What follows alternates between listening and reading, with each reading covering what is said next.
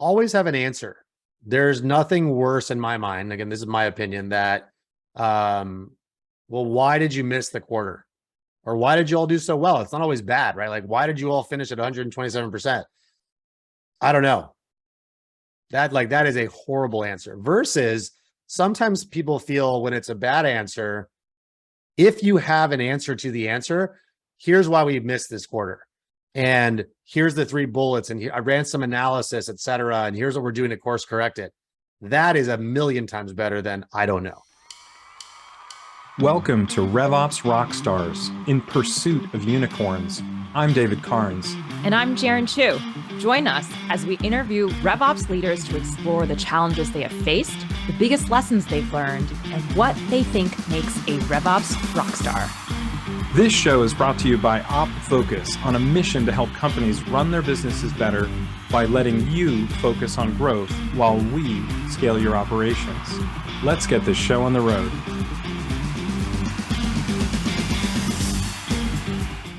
Today's guest on the podcast is someone who brings over 23 years of global sales operations experience. He developed a sales and customer success center of excellence, which partners with portfolio companies to build and scale effective commercial teams. He is the author of the soon-to-be released, but I have a copy, What a Unicorn Knows book. He is an operating partner for sales and customer success at Insight Partners. Welcome, Pablo Dominguez. Thanks for having me. Appreciate it. Pablo, we love starting with a juicy question up front. You work with hundreds and hundreds of portfolio companies and CEOs on a regular basis. What is something you had to learn the hard way when working on portfolio companies or companies in general on RevOps? Yeah, great question. There's so many to choose from, but I would say the toughest lesson was don't over-engineer the solution. I've had the benefit of working in public companies, a startup, and now at Insight. And too many times we come in thinking, hey, I've already fixed this somewhere else. I know how to fix it here without really trying to customize it for the place you're in. So think before you go and try and implement something that might have worked for you somewhere else. Great reminder for folks, especially for folks who've done it over and over again. It's so easy to just try to cookie cutter, cut and paste the same solution. And sometimes something simple is enough. Absolutely. So Pablo, I'd love to ask you about the operating partner role. So can you first tell us about Insight Partners and the companies that you invest in? Absolutely. So Insight's been around for 27 years. We're a software B2B investor, both on the venture side and on private equity. And part of what makes Insight unique is we have some of the best software investors in the world. And we also have a team called OnSite, which is made up of former operators in product, marketing, engineering, sales, customer success, talent that are here to help our portfolio companies scale from the time we make the initial investment until they exit. So I run the sales and customer success team within that OnSite team, which is made up of around over 120 individuals. So over the last few years, you've built up this sales and customer success center of excellence. What does this group do? Yeah, so if you think about any company that's scaling, one of their primary ways to drive revenue is to obviously deploy resources, right? Those could be resources focusing on PLG, product-led growth. It could be resources focusing on direct selling, or indirect selling through channels, alliances, partners, et cetera. So part of what our team does is work with CEOs, with heads of sales or chief operating officers on everything from strategy on where they should go to market, David, to things as tactical and important as what CRM should I use, right? How do I build out a sales process? How do I do forecasting? So any element really in the go-to-market landscape is something that we're advising on a daily basis. And how do you measure success for the operating partner role and for your group as well? Yeah, so when we work with our portfolio companies, there's a very clear ROI that we're constantly tracking, right? Are we driving incremental ARR growth? If we're focusing on customer success and post-sales, did net revenue retention go up, right? Or gross revenue retention? And so there are metrics that we try to track to see the impact that we are making, but it depends. Some things like sales enablement and training take time, right? To determine if you're making an impact. So there's also the subjective view of, did the CEO see value? Did the CRO, head of sales, head of marketing, product, depending on which team you're on, are they seeing value from their team as well in terms of the work that we're doing? But we try to definitely track metrics and KPIs. And just out of curiosity, a key element in all of this are the teams and the individuals that you're working with. How do you communicate to portfolio companies regarding maybe upgrades they should make on team members they have in place, or just even how they're thinking about the RevOps team? Yeah, so part of the value, right, that we bring is the people that we've hired on the team have 10, 20 plus years of experience, right? And so CEOs and heads of sales will rely on us for, hey, not only advice on my strategy or resource allocation, but how good is my team? How can I upskill my team? And part of what we offer is we have an annual RevOps summit where we bring RevOps leaders together from around the portfolio company, right? So gives them an opportunity to network, to build a community, to learn from each other, to learn from insight. So that's one way we help upskill the team. But we also help inform leaders like, hey, maybe this person is better suited to a different role. You might need to bring in a more experienced field general, if you will, to run ops, right? But honestly, most of the time, a lot of the portcos do not have an ops leader yet, right? And so we're the first to say, hey, you need this role because it's critical for you to run your business effectively. Pablo, because your team has to work with so many portfolio companies, often over the course of many years, on that topic of KPIs you're tracking, I'd love to spend another minute on what are some of those first KPIs you want to be able to report on within, say, 3 months or 6 months or some initial time frame. When a portfolio company joins the Insight family, how do you quickly assess where they are and what do you look at? Yeah, no, good question. So when a portfolio company typically joins, we try to give them an assessment of, when we made the investment, here is what we see, right? Across product, across engineering, marketing, talent, sales, CS, et cetera. And so that's sort of the baseline, right? Here's what we saw. Here's where we think you should be going. And we typically put a plan together to say, hey, in 3 months, 6 months, 9 months. So to your question, after 3 months, we expect, all right, maybe they didn't have a head of sales or a head of ops, right? So did they hire someone, yes or no? If they said, hey, we're really bad at forecasting, we put together a plan in place to say, okay, we expect in 3 months to be incrementally better by X% on forecasting and pipeline management. So we would set targets coming out of them becoming a portfolio company, and then just track that with them every quarter to see, are they meeting it? Are they not? Did the strategy change? And then we have to change some of the goals, et cetera. But the goals would be set by function and then reviewed with the leadership team. When we speak to RevOps leaders in these podcast episodes or many other conversations, sometimes there's the sense that once a private equity or VC investor comes in, everyone's kind of behinds are on fire and scrambling to get a lot of this initial tracking up to speed and ready. When you think about the duration it takes to implement some of these early ways to help ensure you understand the health of that portco, is there any kind of expectation setting you would like more RevOps leaders or executives in general to have to say, hey, you might not be able to see that immediate impact in 2 months, let's say, or however long. Be patient with some amount of time before, we kind of come in and roll out a whole bunch of additional changes. Yeah. And by the way, as someone who was one of the companies I used to be at that was public, got bought by Silver Lake and TPG. So I was on the receiving end of, I need this reporting. I need it yesterday. Don't care about what you have. Here's what we want, right? So I totally have lived through that and I understand it. And I also feel for the RevOps community that's doing these roles, because let's pretend it's an Insight company. You probably also have 6 other investors that are also asking for similar data in their formats, right? So it's not like there's one format. So that's part of the trouble. What I would say is we try very hard with our other investors to say, let's request or try to request one packet, right? So they're not getting the ops person and the head of sales, CFO aren't, submitting 6 different things. So if there's an opportunity, my best advice is try to see if you can have a consistent output of your data and metrics sent to the investors. May not be in the right format that they each want, but at least that makes things more simple. And be realistic, right? I think not every investor that's asking for stuff may have an operating team, right? So if you have an operating team like ours, we've been in these roles. We understand what it takes to get the data, to crunch the data, to synthesize the data, the limitations of the CRM. And so if you say, hey, it's going to take a month, got it, right? If you don't have anybody that's actually operated that's requesting it, they might think, what's the big deal? Push some buttons in the CRM and it comes out, right? So try and be honest, but also be proactive, right? And also provide more that's been requested, because that also makes you look exceptionally well as an ops person and a leader in the organization.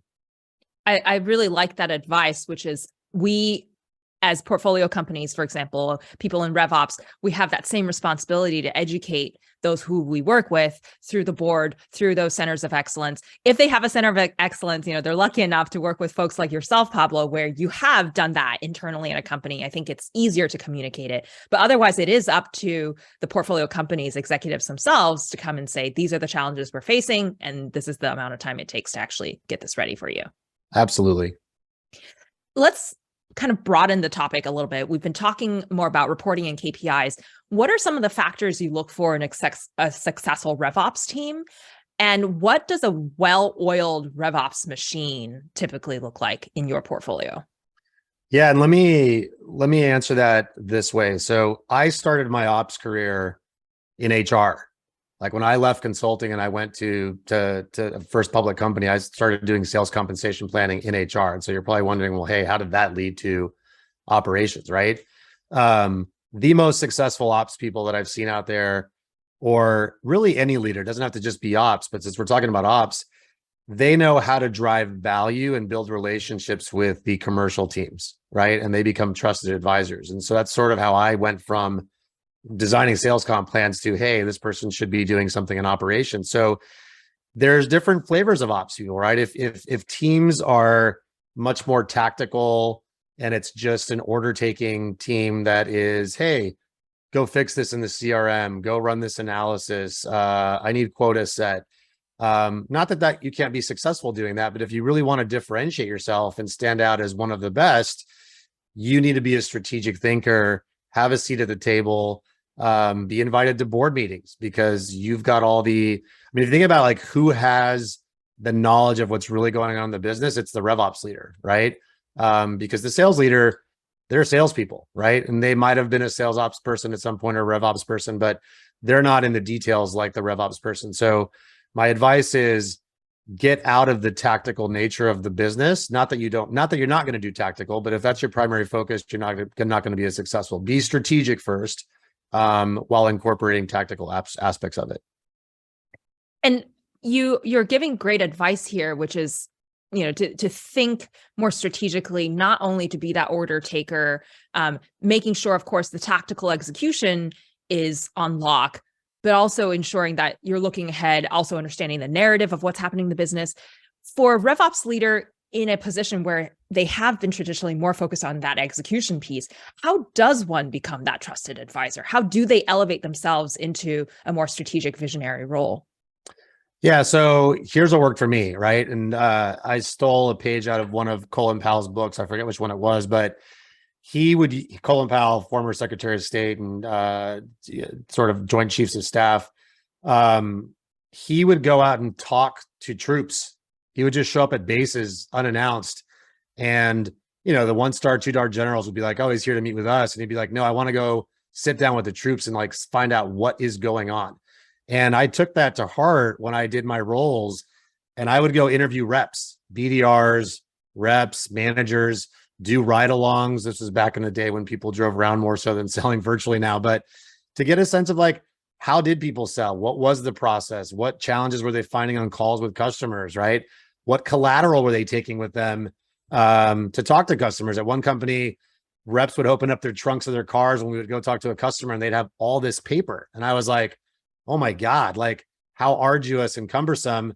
And that's where we got the idea to automate everything and put it on an iPad, right? And build enablement tools. This was in, the mid 2010s. Now everything is obviously automated, but So spending time in the field to really understand what's going on, and not just with sales, right? I'd spend time with product to understand, well, what are your expectations of sales teams? Like, why are they, why is product pissed off that people aren't selling X, Y, or Z? To get a sense for like, well, hey, is it the comp plan? Is it the quota? Like, why aren't people motivated to do that? So really doing the rounds to educate yourself, but also to build relationships, right? Because then when you find yourself in a situation where you're in a meeting and the head of sales is saying, or the CEO, well, I think the issue is X, Y, Z. You're in a position now to say, actually, I spoke with 10 of our reps and I spoke with the head of product and an engineer, and I think the issue is actually this. And I did some analysis, and now let me show you something that will convince you to drive something else. That's how you build that trusted relationship where people go, wow, this person actually knows what they're talking about. Let's talk to them more, give them more responsibility, and so forth. I think there's something very profound about the ability to elevate and become more strategic by actually doing something that's very fundamental, which is to go and sit next to and with those actual sellers, those end users, get that ground level intel, and then to be able to say, let me analyze what I've collected from this data that maybe previously people didn't have. Absolutely. And it's easier now, right? Because if you think about it, like if I had access to Gong or Chorus, when I was doing this, like, oh my God, I could have done it quicker, probably analyze data better, right? So I think we have tools now that enable you, or you can introduce tools. So imagine a company not using Gong or Chorus, right? And you're the RevOps leader and you're like, imagine if we had a tool that allowed us to do X, Y, Z. You now look like a hero, right? And you're able to provide additional insights to the business. Yeah, I really, really like that. And we hear that actually a lot from the RevOps leaders we speak to. Gong Chorus tends to be one of the most popular tools we hear about. What are some of the actions, especially with the market changes that are happening today in 2023, some of these changing uncertain market conditions? What are some of the actions that you think RevOps teams should get to or prioritize more urgently now than ever before, so that they're better prepared for, these uncertain market changes? Yeah, so I'd bucket it maybe into three things. One is supporting strategy, supporting resource allocation, and then three, supporting taking out costs, right, or efficiency, right? And so strategy, resource allocation, and cost. Strategy, if you are, again, that strategic thinker and you're spending time with people, the business is probably going to start to wonder, given the economic headwinds that we have ahead of us, do we need to change strategy? Should we go into different markets? Should we launch different products or not, right? And again, the RevOps person that's at the center of all the data, some of the insights, the historical results of where we've done well and haven't done well, can help paint a picture in working with finance and other teams on, hey, strategically, here's what makes sense for us to spend time on or not spend time on, right? From a resource allocation perspective, once that strategy is aligned, where do we place our resources, right? Do I need more hunters, more farmers? Maybe we need more technical resources because we don't have sufficient ones, and that's why deals are taking longer to close. Again, a lot of insights there in terms of how resources are deployed can be provided by sales. And then the last one, from a profitability perspective, not that everything has to be about cost-cutting headcount.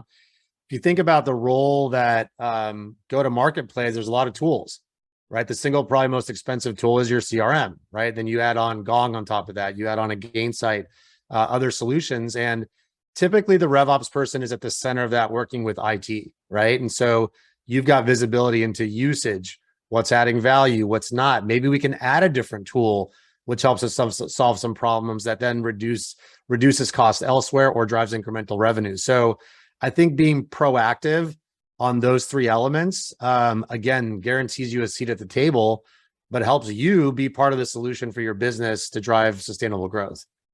Yeah, that's really excellent framework you just shared. And I know some of this is echoed in your book, which we are going to talk about a little bit later. If we stay on that same topic for a little bit longer, on the flip side, are there certain kinds of initiatives or projects that RevOps teams can get themselves into trouble with and should be especially careful about given the market conditions today? I think so. Let me think about this. So if you're in an organization where you've deployed a bunch of tools right? So for example, and this has happened to me in the past, so I am guilty of this, as is I'm sure every ops person. You get shiny toy syndrome, right? And so, you go to Dreamforce, you go to SaaS or whatever conference you want, and everybody's got their stuff there, and you're like, ooh, that looks good. That looks good. I know this can solve a problem. And, during 21, 22, when cash was plentiful and probably you had a good business case for buying stuff, maybe you bought a bunch of things that you shouldn't have bought from a tool perspective, right? And I think that is probably getting some people in trouble now, where CFO is asking, why are we spending 20K on this, 50K on this, 100K on that? Who made this decision, right? And again, RevOps, you're at the center of being the hero when it works, but also, why'd you buy all this stuff, right? And so be thoughtful, not just in economic boom times, but even in times of crisis, that you should be buying stuff that really add value, not just for the sake of buying it. So I think that's one example where you could get into trouble, or maybe in trouble right now, just given where we were before. So Pablo, staying on the tech stack tool topic for just a moment, I'm curious, are there any tech stack tools that you've been really impressed with lately? Yeah, I'm a big fan, honestly. There's a lot, but honestly, given a lot of the work that we do with our portfolio companies, right? And we have, over 500 companies, and I've been also in public companies and a startup before. So I think this issue honestly resonates the most with me, is visibility into the pipeline and forecast. I think every company, regardless of stage, struggles to really analyze, pull out data, pull out relevant insights to have a clear understanding of where deals are. And there's a lot of great technology out there, right? A lot. But I would say, if you're not leveraging one of those solutions, or, BI, or some awesome analyst that can just crunch this in Excel, which again isn't a tool necessarily, but a lot of people still live in Excel, which is fine. You're missing an opportunity to really understand like the health of your business.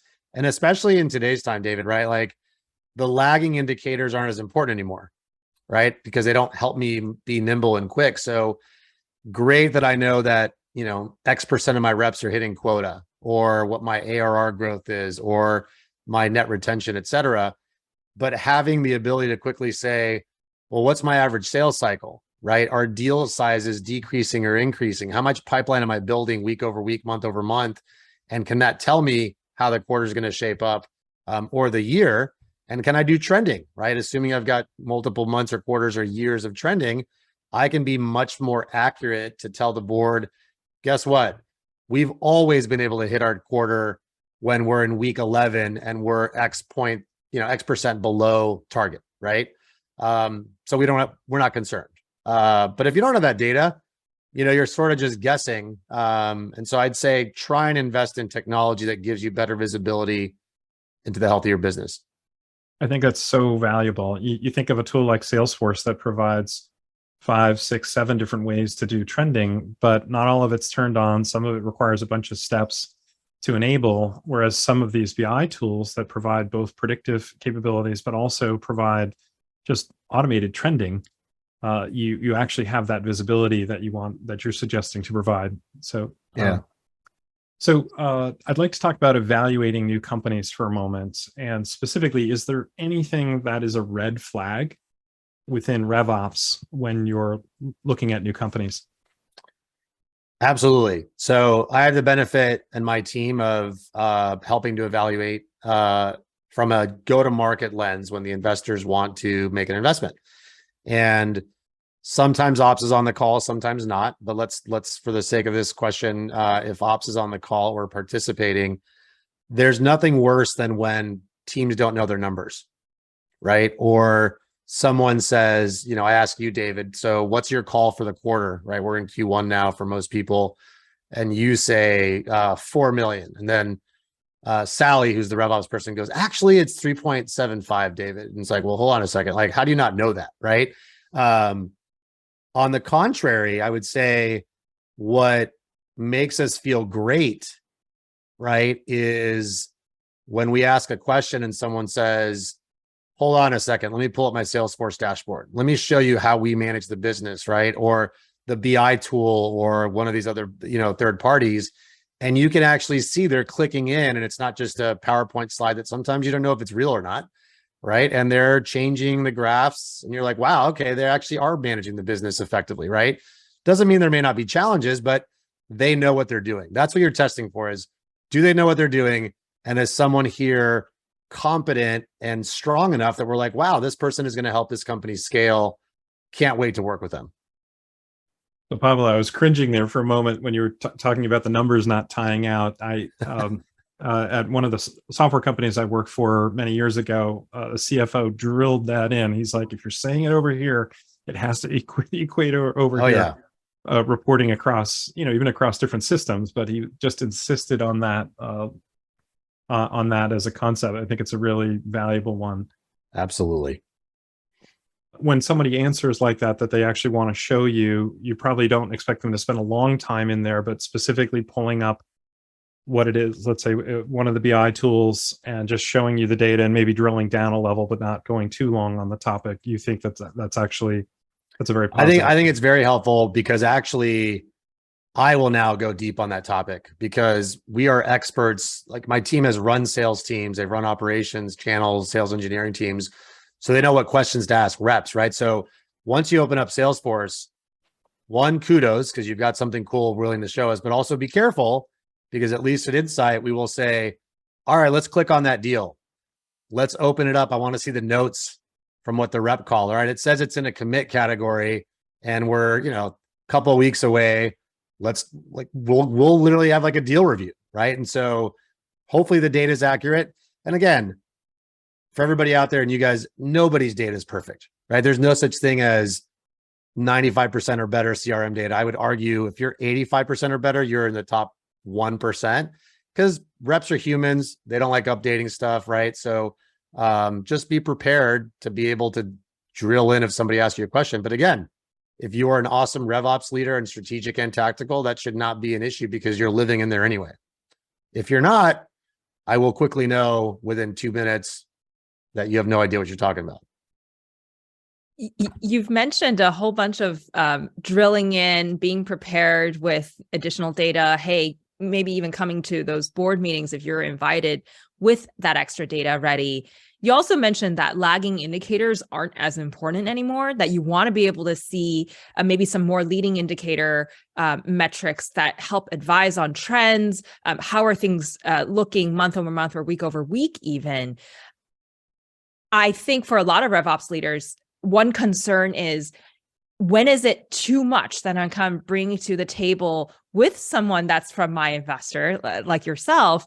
How much of it is kind of muddying the waters or too overwhelming for someone from the investor to understand? Yeah. Do you have any guidance on how to approach what's the right degree and what are the right types of metrics to come to a conversation that is probably more elevated than a internal department review of how things are going?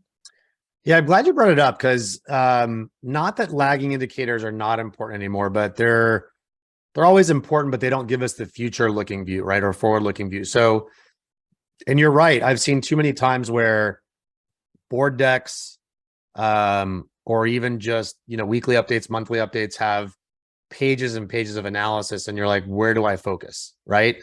And I think also this is also a symptom of the investors might be asking for a bunch of stuff. So you have 6 different investors asking you, back to my original point.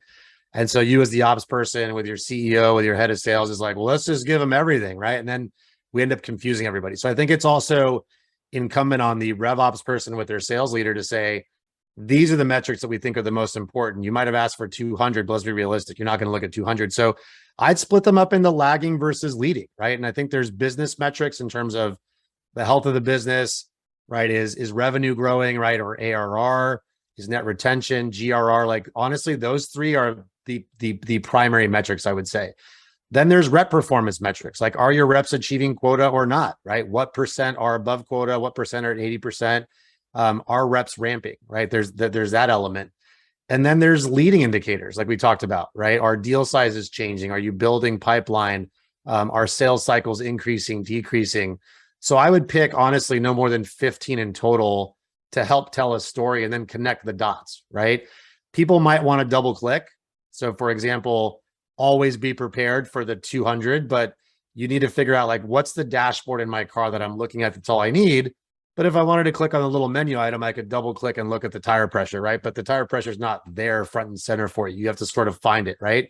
So for example, on the rep performance, it's easy to say, yeah, we've got 80% of our reps at 80% or above. But now I want to see like, all right, if you have 20 reps, is it 2 reps that are carrying everybody and everybody's right at 81%? Or, and which reps are building pipeline, et cetera. So if you're doing your job with your leader, you're managing the business at a much more detailed view that I, the board, don't necessarily need to see because you gave me an executive summary, right?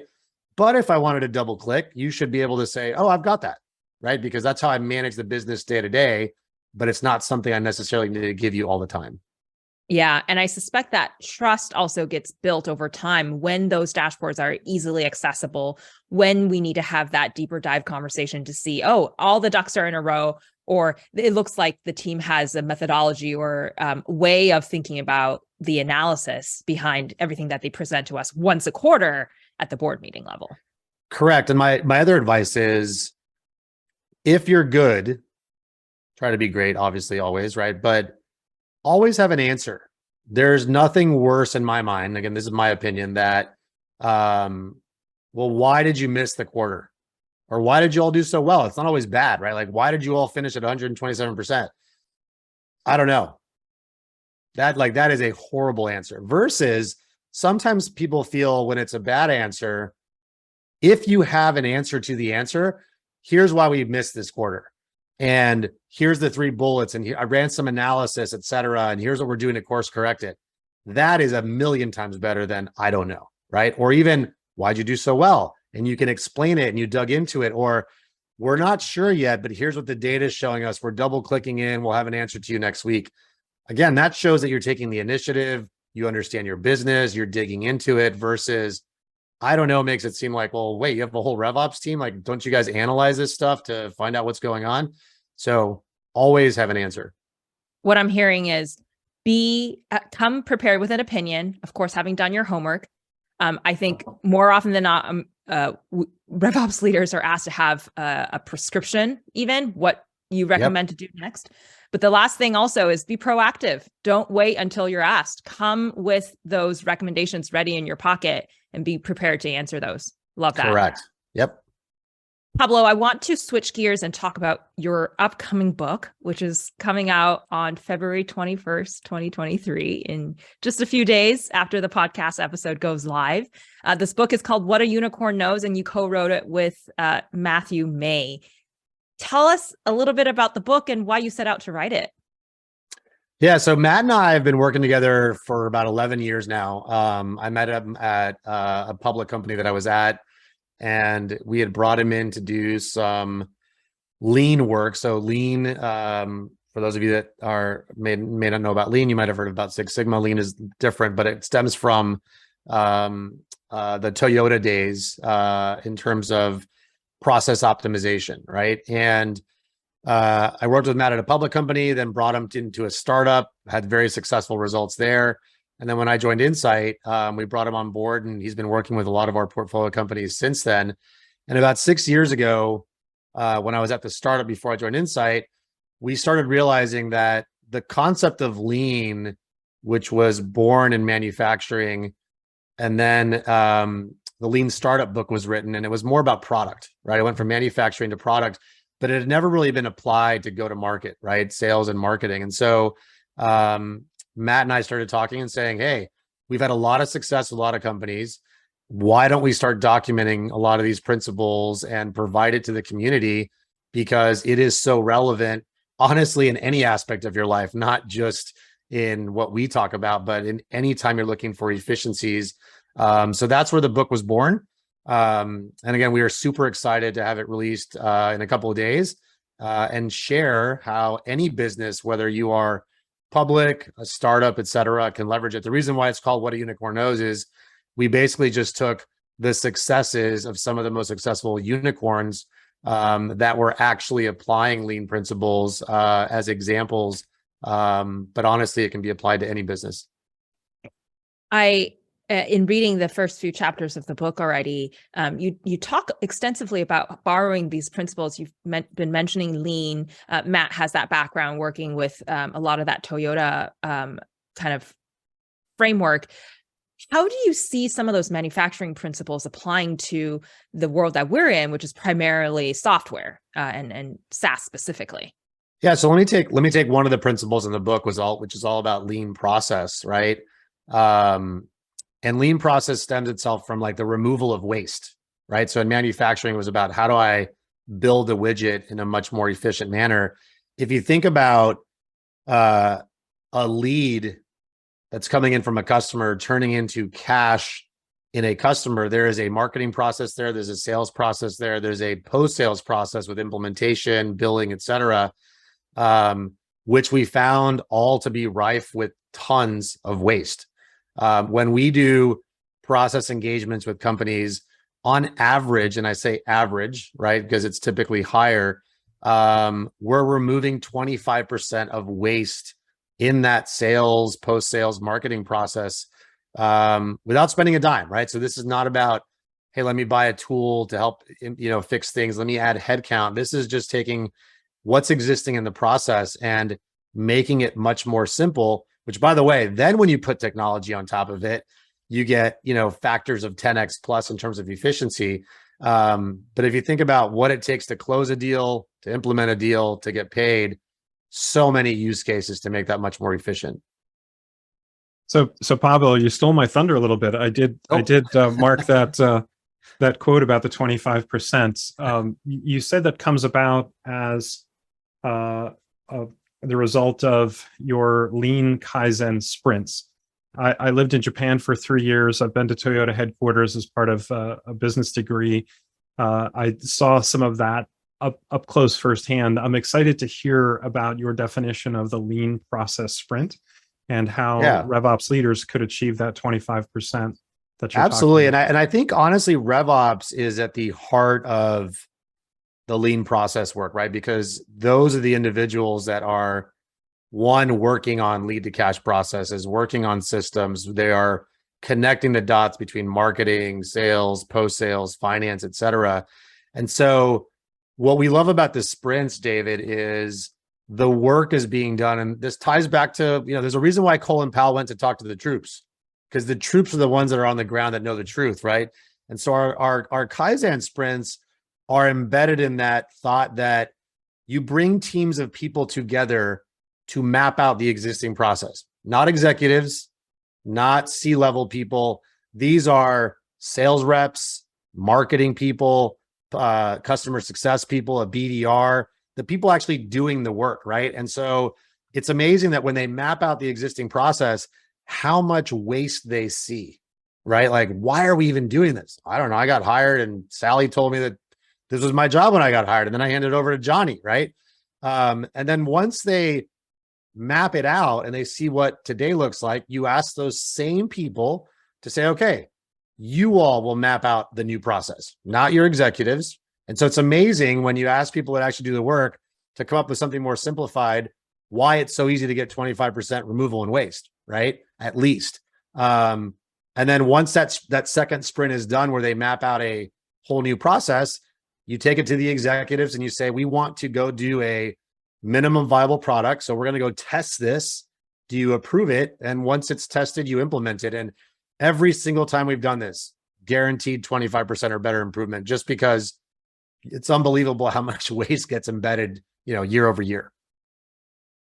And that already reminds me of your advice at the very end of our last conversation regarding RevOps, where, hey, maybe you went out and bought these tools that you thought were great and, looked very promising, but how many of them are actually delivering value? And do you need all of them? Are there any that we could consolidate, retire, or simplify so that there's less waste and spend in the RevOps space? Absolutely. In the book, you mentioned that this is, of course, one of 5 principles. Tell us a little bit about the framework you put together, what you call the unicorn model, and what are some of the other principles that you introduce in the book? Yeah, so we tried to come up with a framework that people would remember. And so we chose SCALE, One, because we work with scale-up companies at Insight. So there's startups, which are really early stage, then scale-ups, and then grown-ups or public companies. And so the framework of scale, each letter stands for something. So S stands for strategic speed, right? So going back to like the role of RevOps and being critical in formulating the strategy and working with the executive team and sales. Strategy is all about, especially in this economic environment, are you playing, and we use the play to win framework that Roger Martin developed. Are you playing in the right places, right? And are you being laser focused versus trying to spread yourself too thin? The C of scale, constant experimentation. Again, another huge lean principle, right? The companies that have been the most successful that we've evaluated and worked with are constantly testing, product rollouts or what they deliver versus trying to be perfect and before they deploy stuff. Accelerated value is the A of scale, right? Do you understand what your customer needs? We do a lot of value mapping with our portfolio companies to understand the personas that they are working with, that they're selling to. Do you understand their pain points? What makes them happy? What jobs need to be done, et cetera. So that's that framework. L, we talked about lean process. And then E is esprit de corps, right? Which is really all about, once you've got all those other elements, do you have the right leadership and the right culture? Because ultimately people are your most important asset, right? And if you've got strong vision, strong values, strong culture, the best companies have everything, right? So the framework is not about, well, hey, tell me which one of these I should focus on first, right? The goal is, in what order should I leverage these, or how do I leverage all of them to help my business scale in a sustainable way? Yeah, I think order of operations is probably just as important as the actual work to be done itself. What I appreciated about the framework as I was reading through the book was how you and Matt, of course, incorporated all these different kinds of literature that's been out there, frameworks that's been out there, and kind of consolidated it into an easier to execute format for SaaS specifically. When you mentioned folks like, the playing to win framework, or Michael Porter, when you borrowed from the Toyota framework and the lean principles in general, it felt like a very actionable way to absorb what could be just a lot of noise out there, and made it specific for SaaS companies with that mandate for growth. Yeah, absolutely. It was sort of, every book is unique, right? But we wanted to make this not academic. We wanted to make it practical and definitely actionable, right? So for those of you that, are ordering the book or have seen some of the stuff online, we provide templates that people can use by chapter with specific action items that you can actually put into practice. So hopefully people find that it is something that's easy to read, to digest, and put into practice versus, it could have been very, academic and PhD-ish with a lot of historical stuff on lean. We were trying to keep it, again, lean. Oh, that's great. I do appreciate books that have tools and other techniques that can be used right away. So thank you for sharing all that. We're so excited about the book launch. Thank you. So Pablo, I'm curious, you shared a bit, you had a history working in HR. I'd love to hear how you got into private equity. So I know there's a great origin story. Perhaps you can take us all the way back to what you studied and step through that evolution. Yeah, I'll keep it lean. So I studied at the University of Texas, go Horns, for undergrad. And started my career in management consulting at the Alexander Group, where I basically learned most of what I learned in sales and marketing. Went to 2 different public companies. The second public company I went to, a recruiter found me on LinkedIn. Didn't know anybody there. They just reached out randomly, and I took that job. The startup I went to after that public company, recruiter also found me on LinkedIn. Didn't know anybody at that company. The startup I was at had a successful exit. We got purchased. Another recruiter, when the purchase got announced, found me on LinkedIn for the job at Insight. And so how did I end up at Insight? A recruiter found me on LinkedIn. I did not actually know this role existed, David. I actually was thinking about going to do what I do at Insight, but starting my own business. I am not an entrepreneur. And I was like, this is going to be hard. And then when Insight called, I was like, wow, this is exactly what I wanted to do, but I don't have to go figure it out. Love it. And it's honestly a phenomenal role. One, because I equate it to somewhat being the marriage of consulting and being an operator, because in consulting, you get to see a lot of things and you're not tied down to one thing. And as an operator, you're at one company, right? And again, when I was an operator, I loved it. I never got bored because you're doing acquisitions, your job changes, et cetera. So combine those two things, right? I'm working with 500 plus portfolio companies, and I get to operate with them and guide. So it's the best of both worlds, but that's how I ended up at Insight. Very, very cool origin story. You know, Pablo, it's been so much fun to watch your team grow over the years. So I have one last question for you, which is, given all that you do, all the companies that you're working with, the size of the team, all the engagements that you have, writing a book, what do you do to unwind? I have an awesome family, but in terms of me time, I do two things. I mountain bike a lot. So I mountain bike every morning that I can, but my other hobby is smoking meat. So I am a semi-professional smoker, only because I've been doing it for 15 years.